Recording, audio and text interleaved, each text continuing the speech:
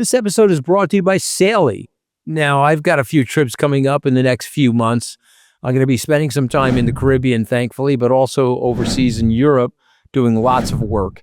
And I consider myself a pretty well-seasoned traveler after doing it for all of these years.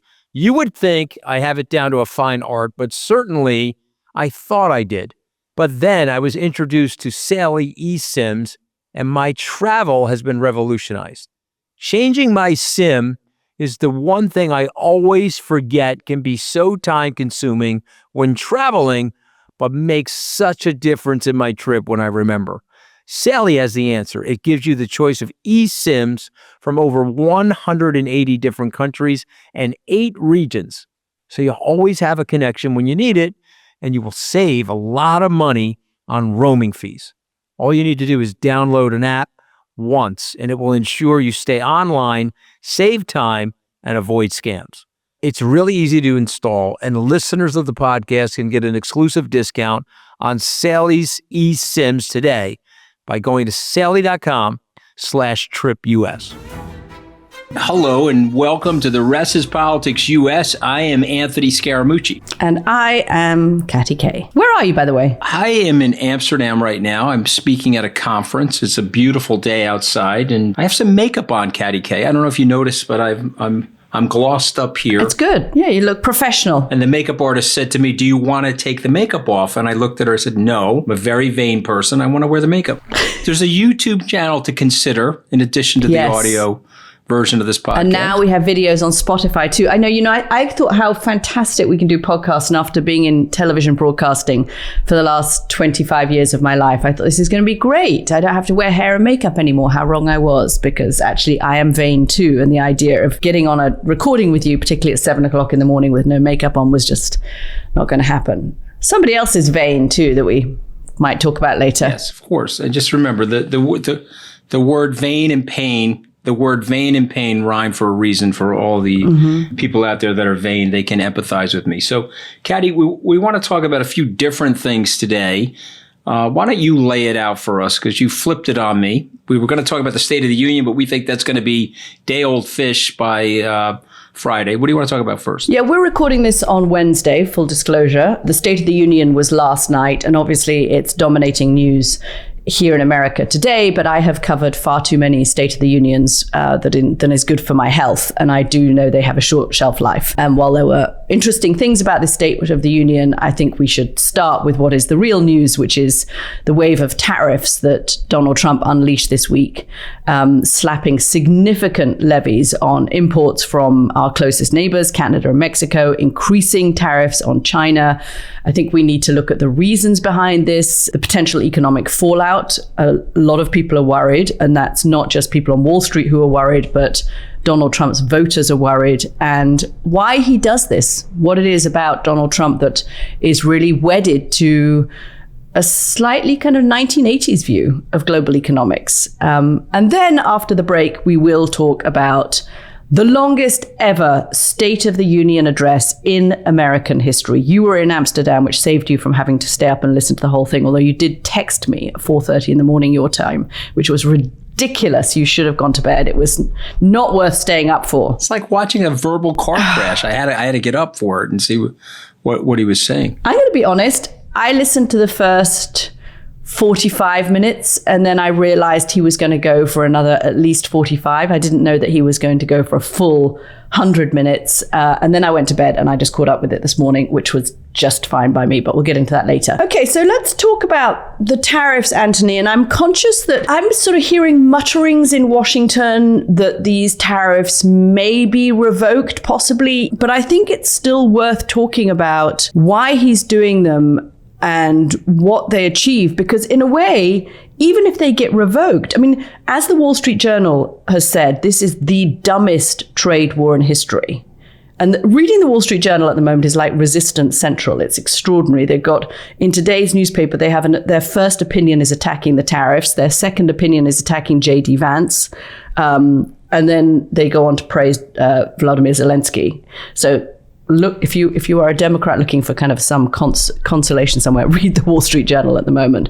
But even if he revokes them, and in a way, especially if he revokes them, why piss off your two closest allies and trading partners to the degree that Donald Trump has done by imposing these 25% tariffs? I mean, almost worse if he then revokes them a day or two later, because I think the damage is done. I listened to Justin Trudeau come out and, play the angry Canadian, and who knew Canadians could get angry and mean.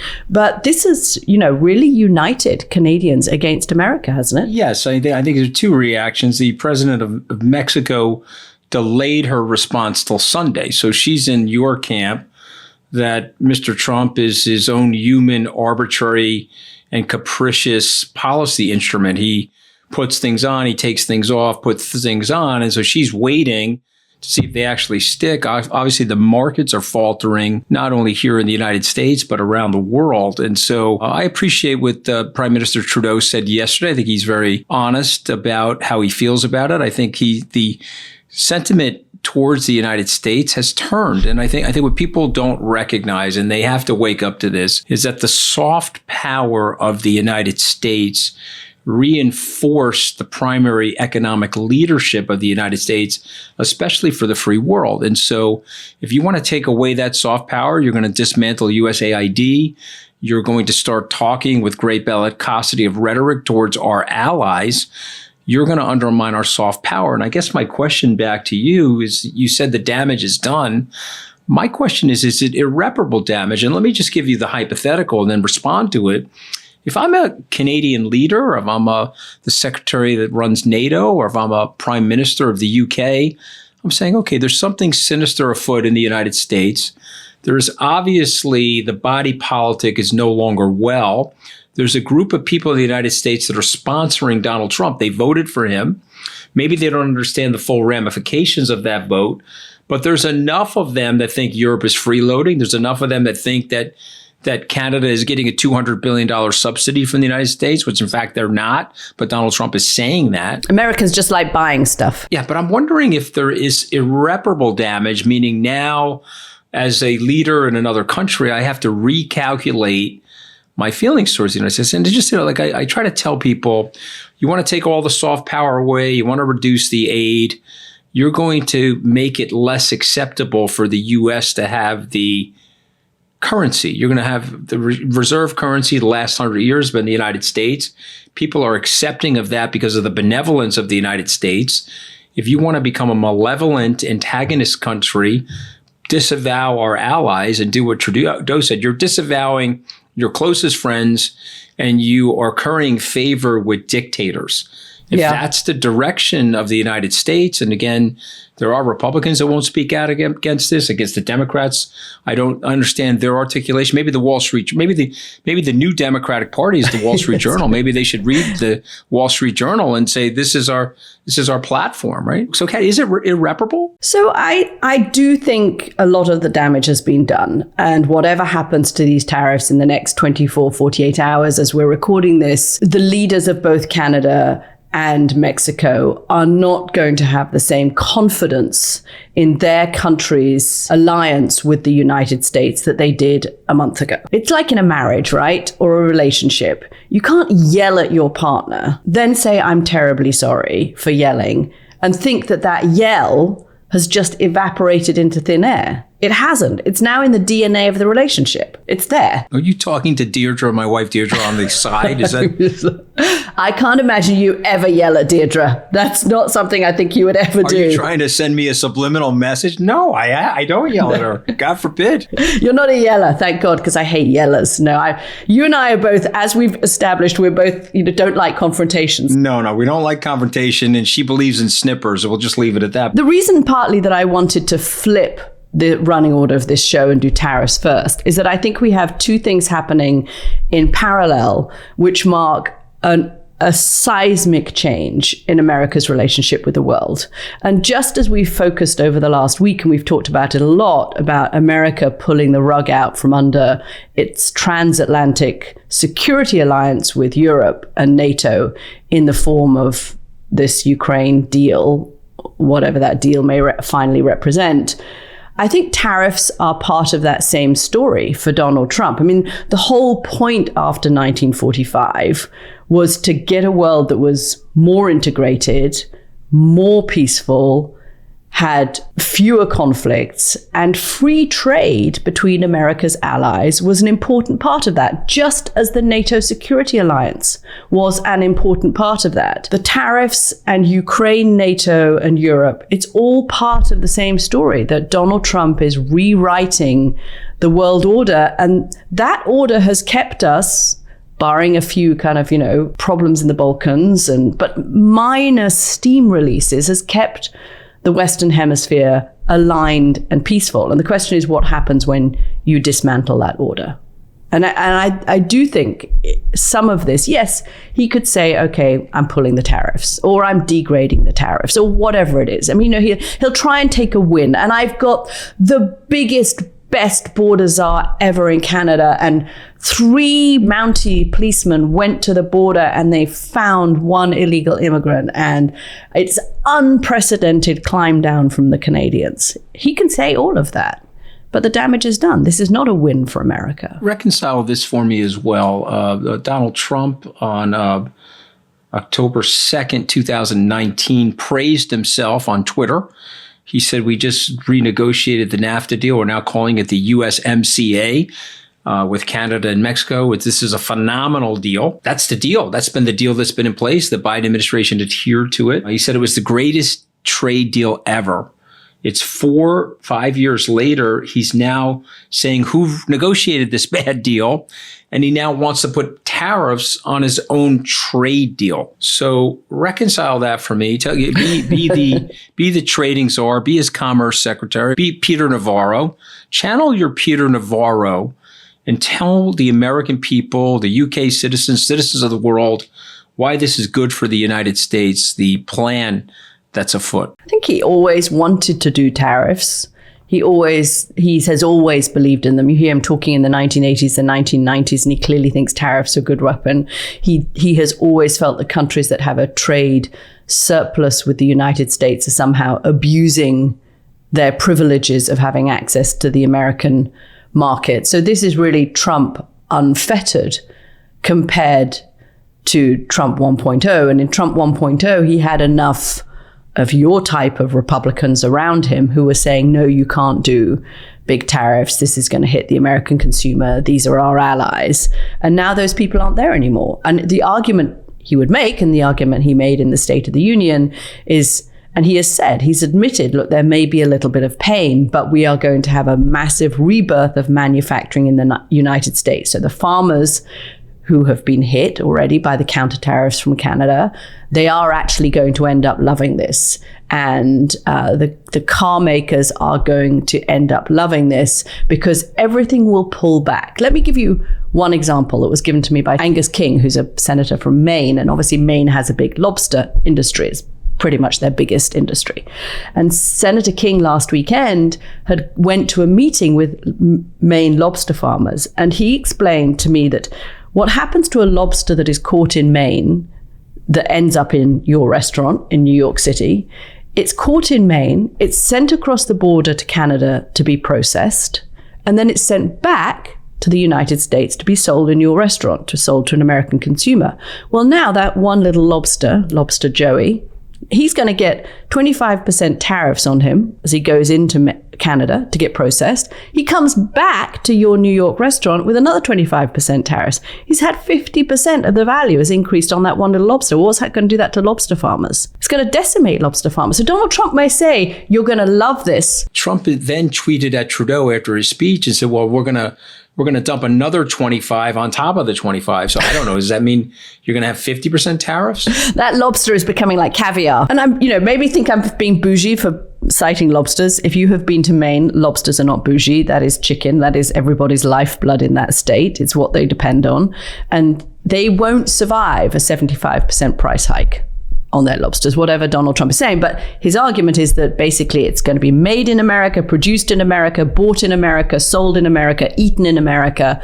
And it's a kind of rather, I don't know, I don't know which century it is. You're the historian. Is it a sort of 1800s view? 1890. Exactly. It's McKinley. Protectionism. We're going to protect our markets from doing it in a global world. So the biggest problem, and this is the thing that they never are able to reconcile. So if you have somebody that's offering the dissenting opinion of the tariffs, we have a holistic economy. We have a holistic political machinery attached to the economy. So the American geopolitical footprint is conjoined with American capitalism and conjoined with the American economy.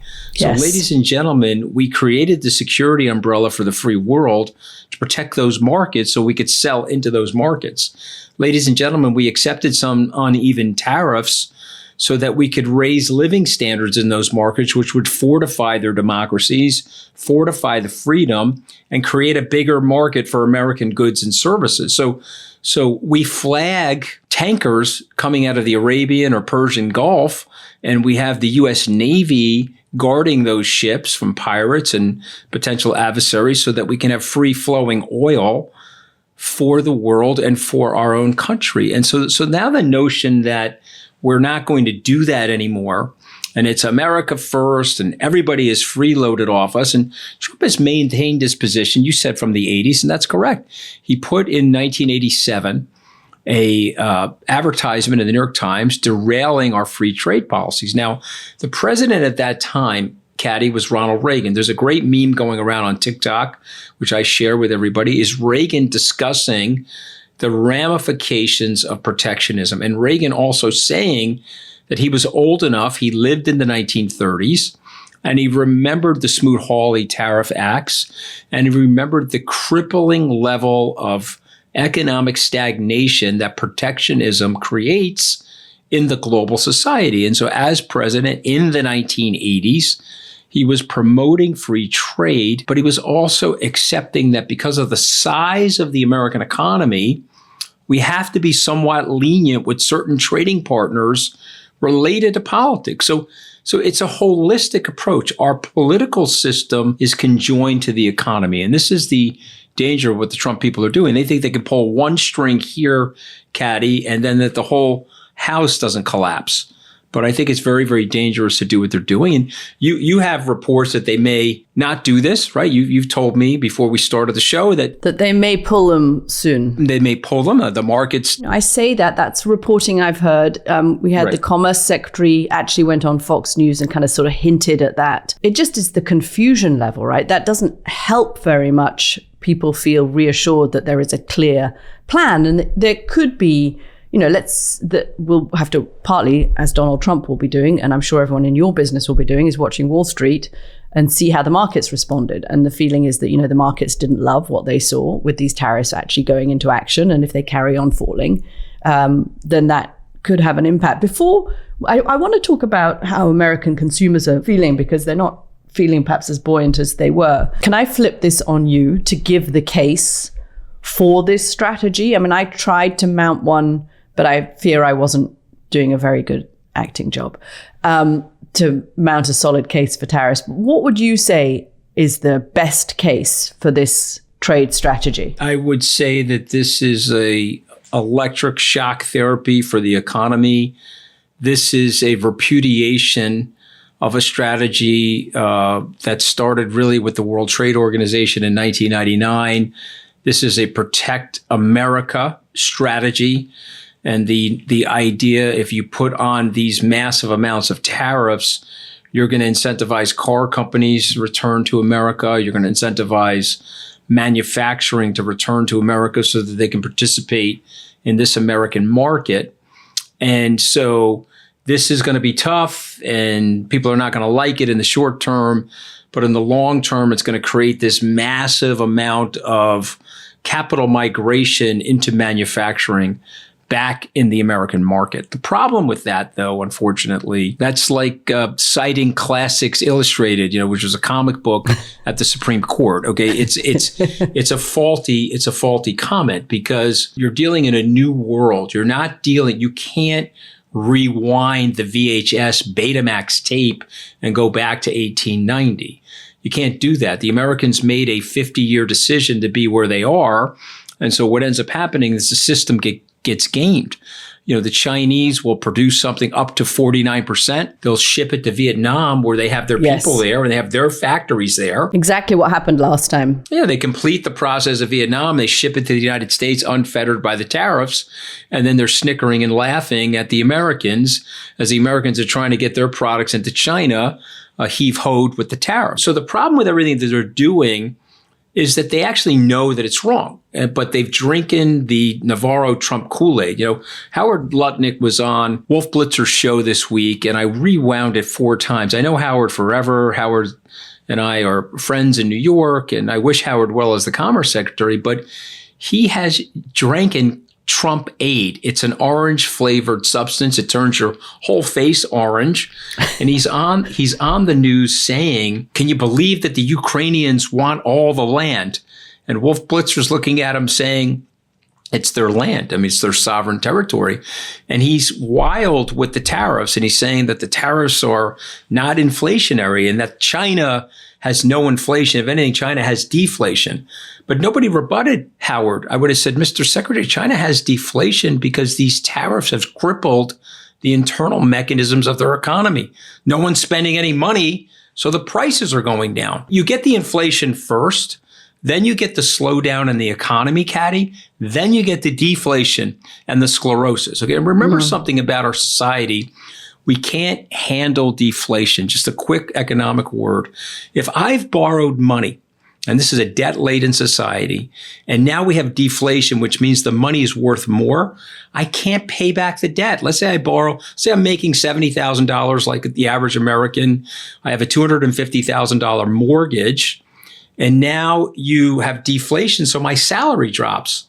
Okay, because that's what happens. Prices of goods and services go down, and now my salary's dropped. I'm trying to pay back the debt with dollars that are worth more than the dollars that I borrowed. You can't have deflation in our country in this amount of a debt-laden society. And so, Mr. Lutnick, Mr. Secretary, what the hell are you talking about? This does not make sense for the free world. It does not make sense for America.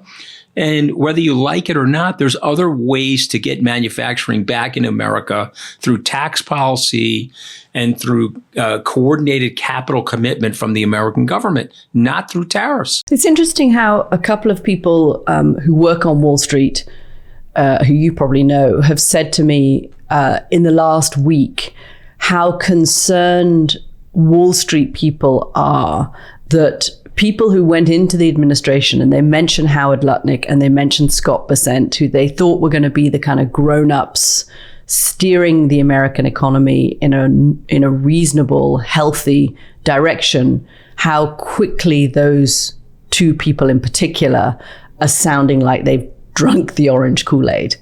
And that's really worrying people in the finance world, because they're thinking, wow, if the grown-ups have already given up, either genuinely believe this or been co-opted into believing it, there is nobody around the president in this administration. And that's the difference between the Trump administration this time around and the Trump administration the first time around.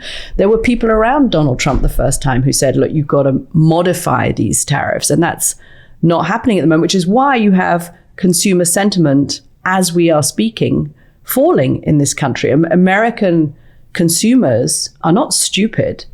They are reading the news. They are seeing that there is a risk of inflation, and they're already starting to stop spending. I mean, they are anticipating inflation, which may be a problem in and of itself. And so they're already cutting back on their sofas and chairs and lobsters and cars. There's one person, and he probably doesn't listen to our podcast. He's going to be mad at me for outing him, but I'm going to out him on the podcast, is Steve Schwartzman. He should be listening to our podcast. Well, hopefully someone in his staff is listening, and then Steve will call me and yell at me for outing him. But I think he talks to Trump all the time. And I sort of know that. And I know on the weekends when Trump is alone in that big mansion, because he does live by himself now, no one's there, he's calling all of his friends. And I think Schwartzman is a very calming, very soothing sort of a capitalist. And I think he tries to coach the president away from some of the worst instincts in the president's personality. And so that's why sometimes you see the pullback. Okay, we're going to delay the tariffs. We got a bigger, remember, we were going to put these tariffs on a month ago, and then we delayed them. And then inside the White House, you've got Navarro.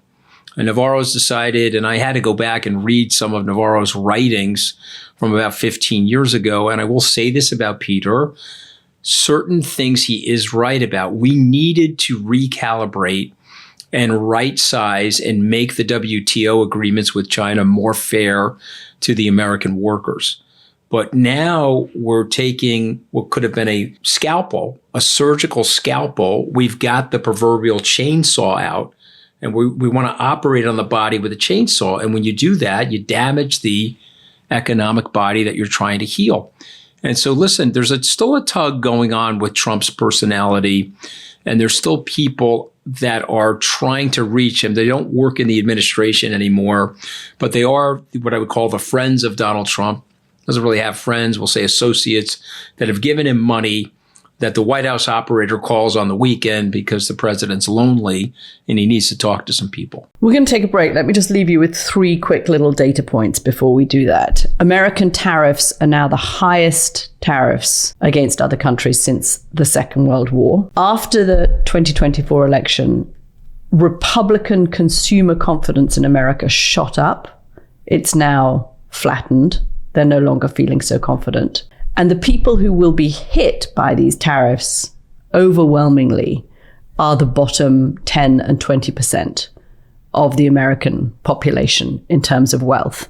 And that's probably why the Wall Street Journal this morning's main opinion headline is Trump's tariffs whack Trump voters. And then they've put, whatever happened to GOP concern for the working class?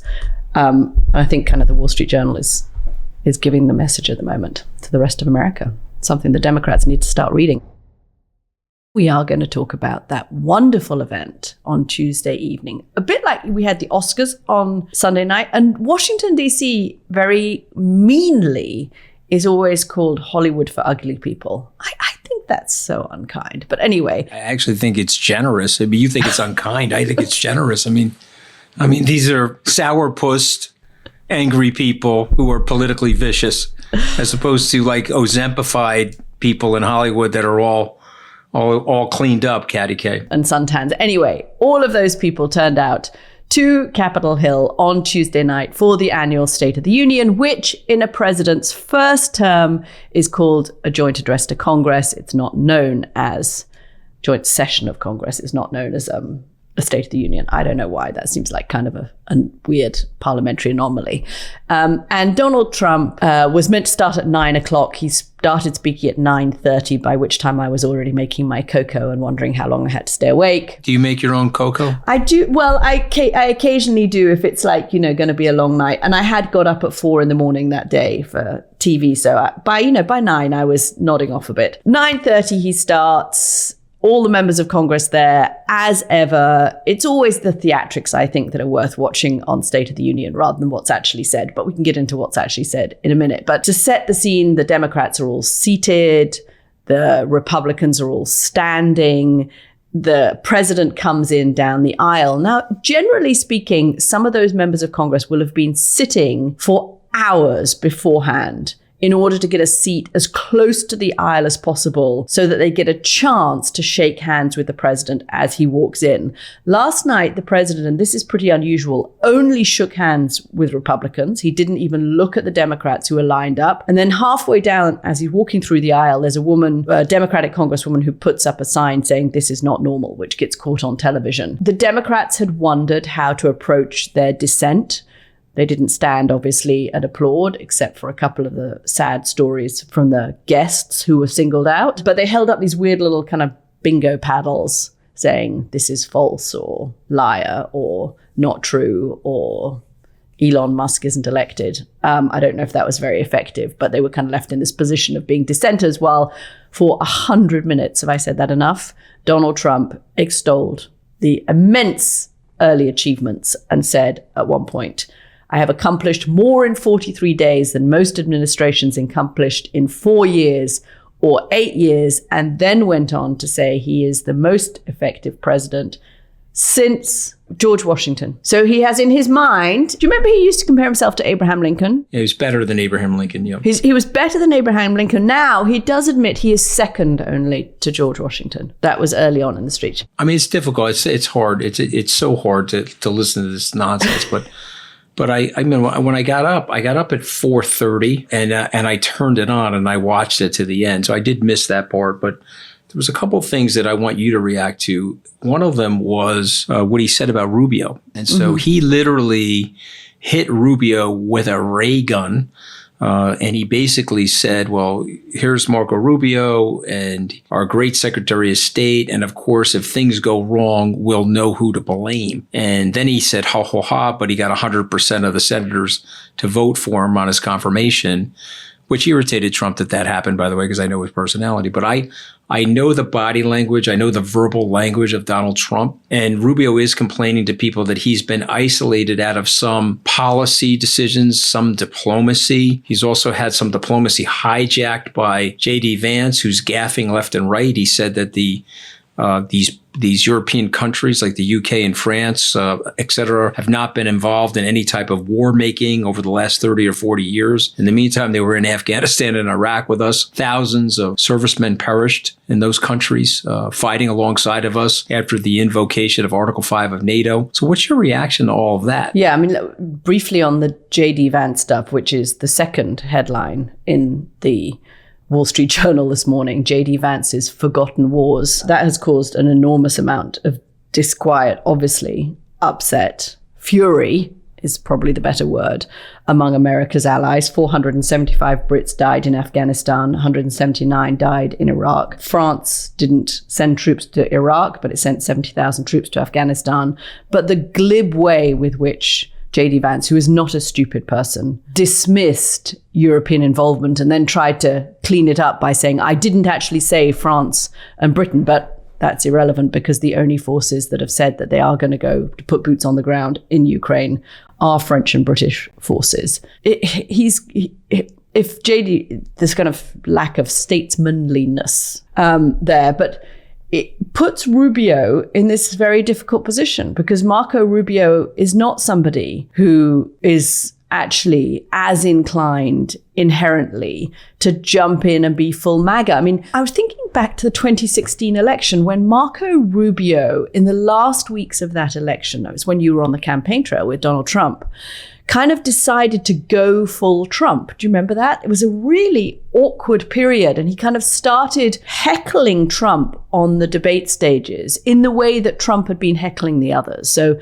he called him names and he tried to kind of bully him a bit and he tried to dismiss him verbally. And it just didn't work because it wasn't inherent in him.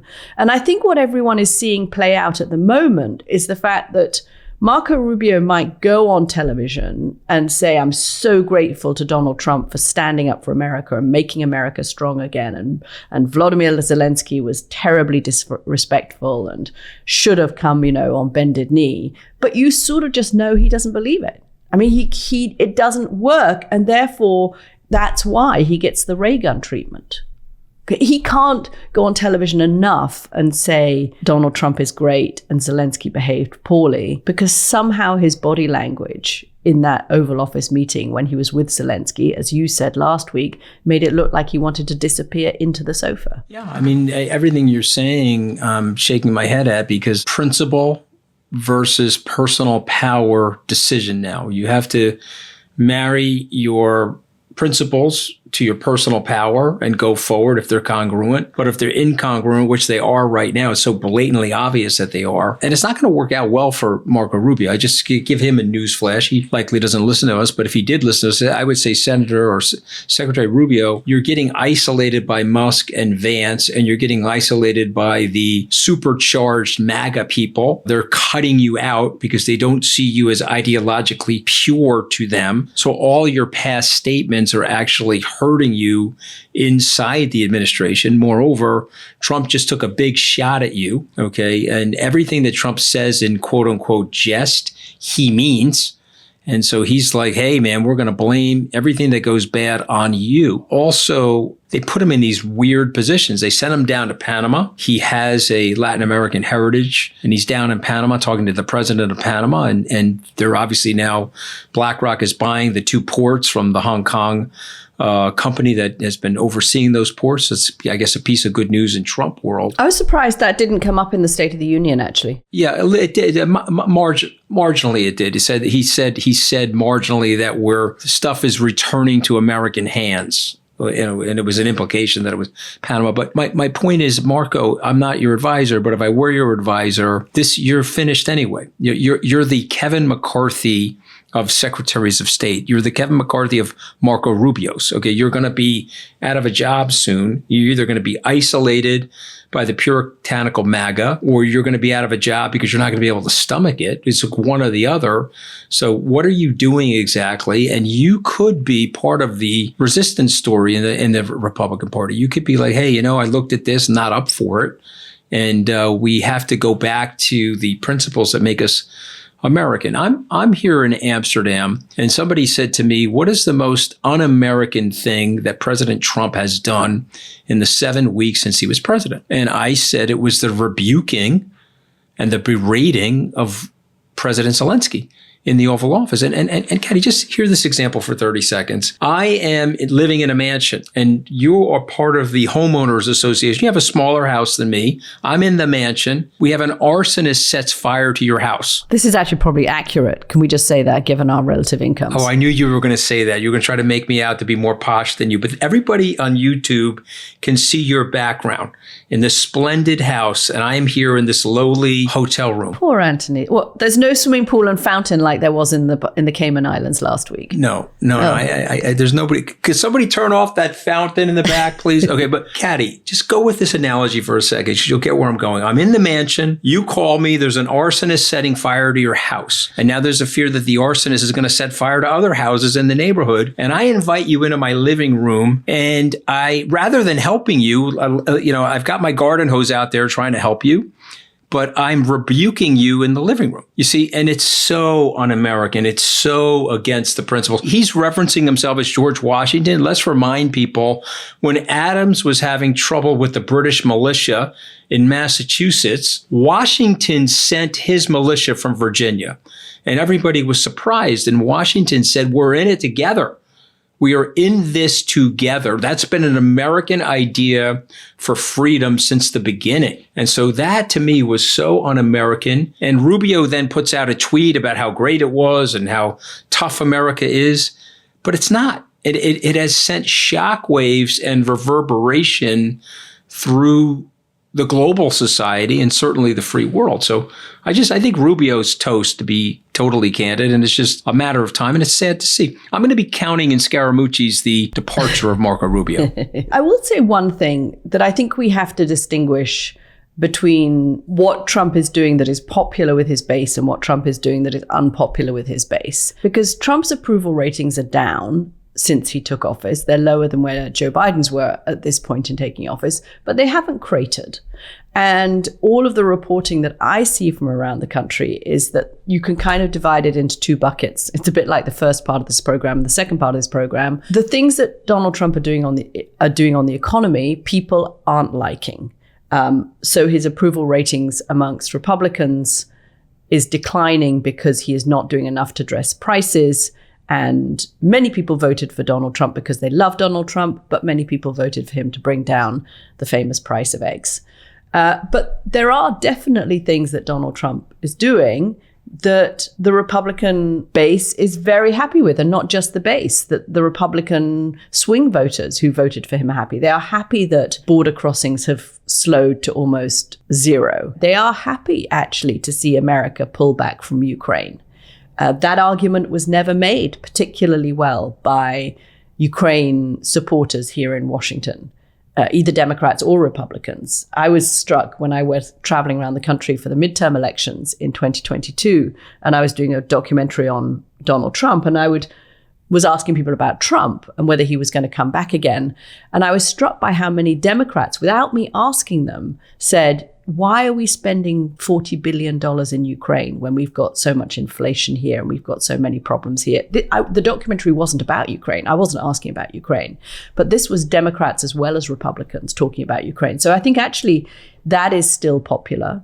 I think the DOGE stuff that Donald Trump spent a lot of time talking about in the State of the Union address, he ran through a whole list of things that the government is reportedly spending money on, including $8 million on transgender treatment for mice. Everything that Donald Trump tags like that, I want to actually check out to see what the real story is.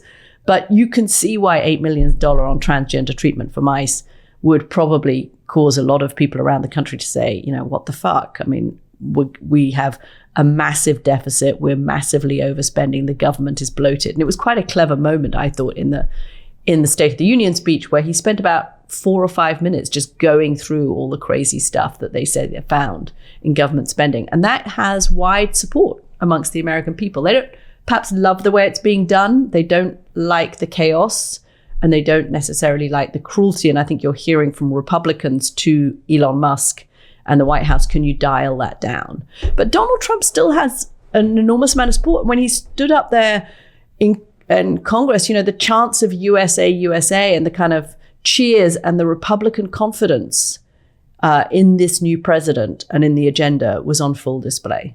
This is not a party on its back foot. I think it's a very insightful analysis. I would just add something that there was great symbolism in that speech. If you are a MAGA person. Now, I don't understand the Democrats, why they don't stand for an African-American young man who has brain cancer and they're giving him an honorary Secret Service badge. I don't understand why they would not stand for something like that. I don't get the full-on hatred either. I think they've lost the plot. I think that this is a very low point for them, meaning very low. And how do I mean?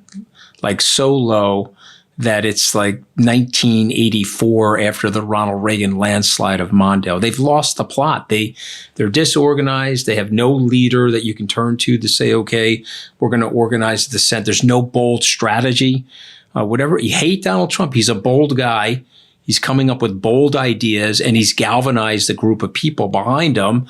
And Katty, you look through the numbers. Everyone on the Democratic side says, well, it was a marginal victory, 1.5% of the popular vote. Stop for a second. 89 counties shifted to the right. 7 out of 7 so-called swing states went to the Republicans. This is a momentum game. This is a rate of change differential game. You are on the other side of this, fellas. Okay, so you probably should stand up when there's an African-American kid who has brain cancer getting an honorary Secret Service pass. You probably should clap at the DOGE cuts. Okay. He derisively called Senator Warren Pocahontas. She was out of sorts. She was clapping. She didn't know why she was clapping. And then she said after the State of the Union, I was clapping because we're giving aid to the Ukraine. But she wasn't. She was caught flat-footed by Donald Trump. Guys, you're supposed to be pros. Get in a room together. The arrogance on the side of the Democrats, the arrogance of leaving Biden in place, the arrogance of not having a primary process and selecting Vice President Harris. I mean, worse is that you can't really discuss it. There is a kind of liberalism at the moment where you can't discuss what are complex issues, which are nuanced issues, which we ought to be able to have an open discussion about. And I think what's happened over the last few years is that discussion in the Democratic Party has got shut down. I mean, there's a lot of criticism of Donald Trump at the moment for saying things like kids who protest on American campuses should be expelled from universities. I don't know if that's even legal, and if they're protesting peacefully, they have a right to protest peacefully, and that is illiberal. But there's been illiberalism on the left as well. Democrats that I'm hearing from are sort of starting to see signs that they point to things like the consumer confidence index going down, the fear that Medicaid, which is the social health program for poor Americans, could be cut, and that there could be some kind of a recession or a stock market correction. They point to all of that as signs that there could be Trump overreach, but they're kind of ceding it to Donald Trump to make mistakes seems to be their biggest hope at the moment, rather than thinking, okay, what are we proactively going to do? I know they're talking about a lot. I know they're coming up with strategies. I'm going to meet somebody after this recording who's been doing a lot of work getting Democrats together to see if there is a plan that they can come up with. But at the moment, they just seem to be thinking, well, let's, as James Carville has suggested, let's sit back and play possum and let them screw this up. I don't know if they're going to screw it up. That seems to be a risky strategy if I was a Democrat. We're going to wrap it up. Do you have any more to say? Have you not got one last thing, Anthony? Is that you got me with the pool pump. You got me with the fact that I was in the mansion and you weren't in the mansion. Am I being a little unkind today? No. I think unfortunately, we're talking about polling and focus groups. When you are going after me, it polls very well, Katty K. Okay. Your popularity rises when you slam me around on this little lovely podcast of ours. So no, I don't have anything else to say other than I know that we'll be back before long because there'll be another crazy twisting, turning event that happens. And so you guys are going to be stuck with us again quite shortly. It's just a guarantee. That's the only thing I'll say before we end. We're sorry. We apologize. And also, if you want to get us back even sooner, of course, we'll be back on Sunday with our founding members question and answer session just for founding members. Do sign up if you'd like to listen to that at therestispoliticsus.com. And we also at the moment are running a live Monday Q&A, and we do take your questions. We keep an eye on all those questions that come in on that YouTube live, also for founding members, that then comes out on Tuesday. But if you can't wait for Tuesday, sign up because you'll get it Monday. Think of that. You can have Katty K and Anthony Scaramucci on Sunday and then again on Monday. Wow, poor people. There's a Wall Street career. There's also like an infomercial host in there too. It's like a lot of things you're displaying, a lot of prowess you're displaying. I think we're going to move swiftly into kind of career coaching from Anthony to me. Thanks very much for listening, everybody. Thank you guys. We'll see you next week.